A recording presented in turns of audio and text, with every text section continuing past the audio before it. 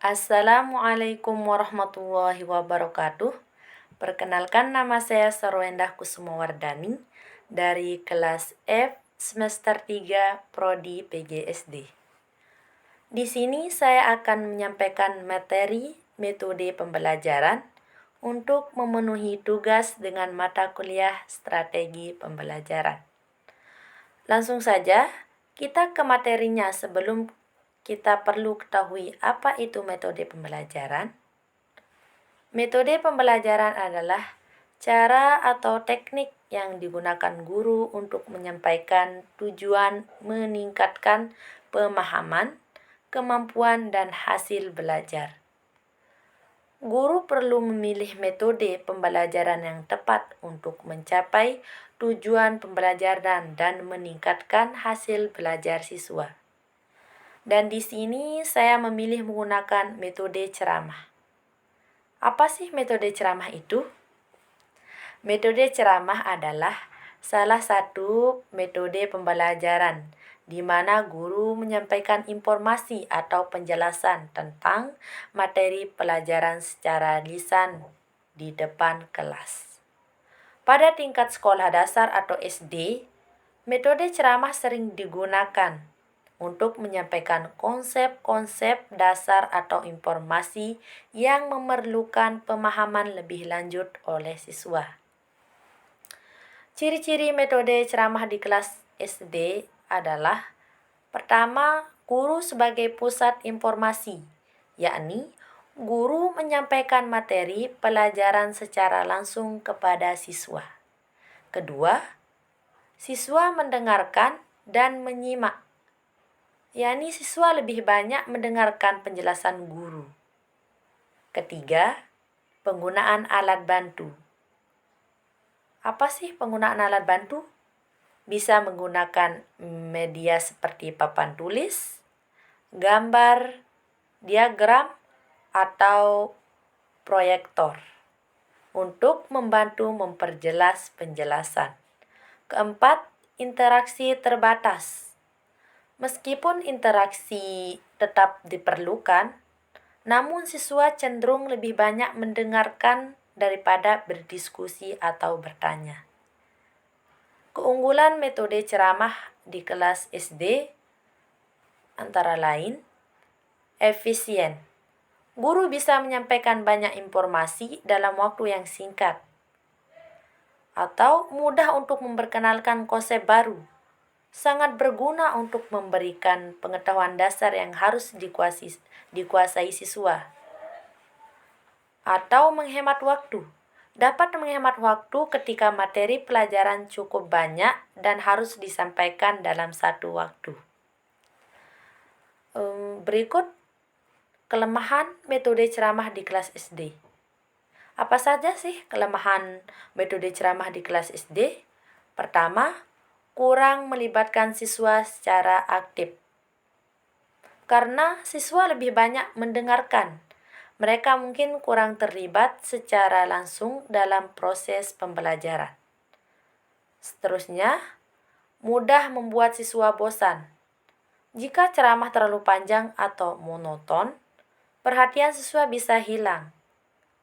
Selanjutnya, tidak mengembangkan keterampilan berpikir kritis. Siswa cenderung menjadi penerima informasi, pasif tanpa diberi kesempatan untuk berdiskusi atau mengembangkan ide. Contoh penerapan metode ceramah di kelas SD. Pertama, tema. Misalnya peredaran darah manusia yang ada di pelajaran IPA, Ilmu Pengetahuan Alam. Misalnya pendahuluan. Guru memulai dengan memberikan gambaran umum tentang sistem peredaran darah manusia. Misalnya, menjelaskan bahwa darah berfungsi untuk mengantarkan oksigen dan zat gizi ke seluruh tubuh. Isi ceramah yaitu guru menjelaskan tentang organ-organ yang terlibat dalam sistem peredaran darah, seperti jantung, pembuluh darah, dan darah itu sendiri. Guru juga menjelaskan perbedaan antara peredaran darah besar dan kecil, serta fungsinya. Contoh, jantung berfungsi sebagai pompa yang mengalirkan darah ke seluruh tubuh. Darah mengandung oksigen yang dibutuhkan oleh sel tubuh. Sistem peredaran darah juga melibatkan pembuluh darah seperti arteri dan vena. Penggunaan alat bantunya, guru dapat menggunakan gambar atau diagram yang menunjukkan posisi jantung dan pembuluh darah dalam tubuh manusia untuk memperjelas penjelasan. Penutupnya, guru memberikan rangkuman materi dan mungkin menanyakan beberapa pertanyaan sederhana untuk memastikan siswa memahami topik yang diajarkan. Contoh tema yang kedua, tema cerita rakyat, yaitu dalam pelajaran bahasa Indonesia.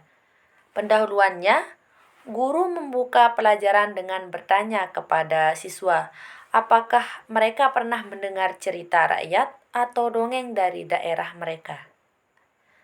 Isi ceramahnya, guru menjelaskan apa itu cerita rakyat, ciri-cirinya, dan memberikan contoh cerita rakyat yang terkenal seperti Malin Kundang atau Timun Mas.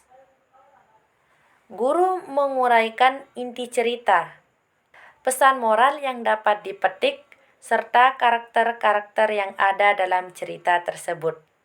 Contoh cerita, dalam cerita Malin Kundang, ada seorang anak yang durhaka kepada ibunya, dan akibatnya ia dikutuk menjadi batu.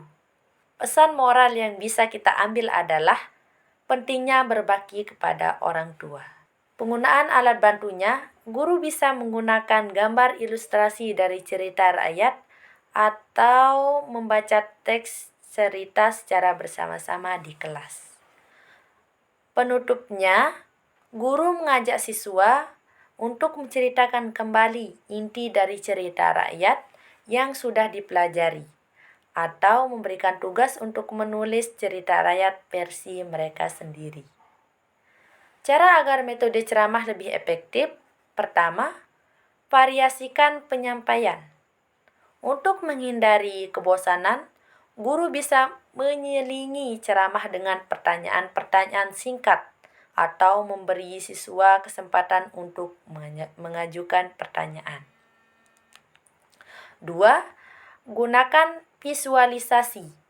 Menambahkan gambar, diagram atau video bisa membantu siswa lebih mudah memahami materi. 3. Jaga durasi ceramah. Mengingat rentang perhatian siswa SD yang masih terbatas, ceramah sebaiknya tidak terlalu lama. Guru bisa menyampaikannya dengan segmen-segmen pendek. Keempat, aktivitas interaktif.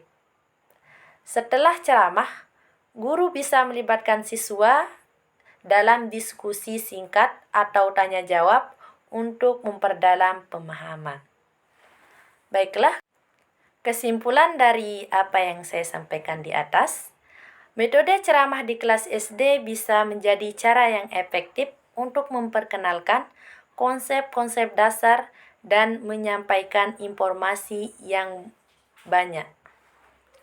Namun, agar pembelajaran lebih menyenangkan dan siswa tetap terlibat, ceramah harus dikombinasikan dengan media visual dan aktivitas interaktif yang sesuai dengan usia dan kebutuhan siswa. Baiklah, mungkin hanya ini yang saya bisa jelaskan tentang metode ceramah. Terima kasih. Assalamualaikum warahmatullahi wabarakatuh.